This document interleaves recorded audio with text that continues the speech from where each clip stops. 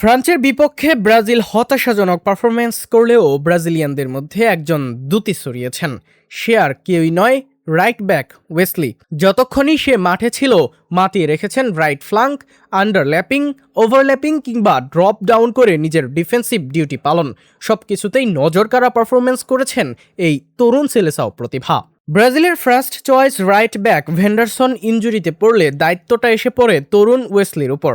দায়িত্ব হাতে পেয়ে সদ্ব্যবহারটাই করেছে সে। নিজের পুরোটা সময় সেরা খেলাটাই উপহার দিয়েছেন। ডেডিকেশনেরও কোনো ঘাটতি ছিল না, সবকিছুই যেন ভরপুর তার মধ্যে। ফুটমব রেটিং দেখে পারফরমেন্স বিবেচনা করা সম্ভব নয়, সরাসরি ম্যাচ দেখলেই বোঝা যায় কতটা কার্যকরী ছিল ম্যাচে। ব্রাজিলিয়ান এই ফুলব্যাক মাঠে সুযোগ পেয়েছে ৭১ মিনিট খেলার, এরই মধ্যে সে ৮৬% পাস সম্পন্ন করেছে, একটিও চান্স ক্রিয়েট করতে সক্ষম হয়েছে সে। ম্যাচে ৪বার বল রিকভারি, ২বার ইন্টারসেপশনও করেছে সে। শক্তিশালী ফ্রান্সের বিপক্ষে ম্যাচটিতে দ্বিতীয়ার্ধের তুলনায় প্রথমার্ধে বেশ কার্যকরী ছিল ওয়েসলি। ফার্স্ট হাফে যখন ব্রাজিলের খেলোয়াড়দের মধ্যে কেউই ম্যাচে নিজেদের জড়াতে পারেনি, সেখানে একমাত্র ব্যতিক্রম ছিল ওয়েসলি। রাইট ফ্লাঙ্কে তাকে যথেষ্ট সাপোর্ট দিলে অনেকটা গোলের সুযোগ তৈরি হতে পারত। তাকে সাপোর্ট দেওয়ার কথা ছিল রাফিনিয়ার, কিন্তু রাফিনিয়াকে বারবার দেখা গিয়েছে লেফট সাইডে গিয়ে ওভারলোড ক্রিয়েট করতে।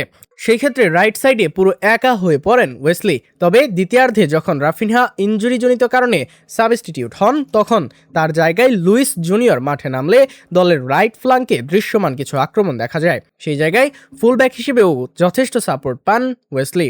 ভেন্ডারসন দীর্ঘ সময়ের জন্য ইনজুরিতে আক্রান্ত হওয়ায় মিস করতে যাচ্ছেন সামনের বিশ্বকাপ আসর।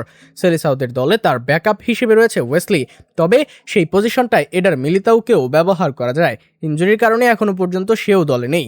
সেই সুযোগে কার্লো আনচেলত্তির দলে ওয়েসলি সুযোগ পেয়ে নিজের প্রতি আস্থা জুগিয়ে নিচ্ছেন। তার এমন পারফরমেন্সের জন্য কোচ নিজের পরিকল্পনায় তাকে গুরুত্বপূর্ণ অংশ হিসেবে রাখতে বাধ্য হতে পারেন। ব্রাজিলিয়ান ২২ বছর বয়সী এই ফুলব্যাক ইতালিয়ান ক্লাব রোমাতে কাটাচ্ছেন দারুণ সময়। ক্লাবে 3-ম্যান ব্যাকলাইনের ওয়াইড অঞ্চলে রাইট উইং ব্যাক রোলে খেলে থাকেন এই তারকা। এই মরশুমে ক্লাবের হয়ে সরাসরি গোল অবদান রয়েছে তার 4টি। গত মৌসুমে ব্রাজিলিয়ান ক্লাব ফ্লামেঙ্গোতে নজরকাড়া পারফরমেন্স করলে পরবর্তীতে এই চলতি মৌসুমেই তাকে দলে ফেরায় সিরিয়ার ক্লাব রোমা।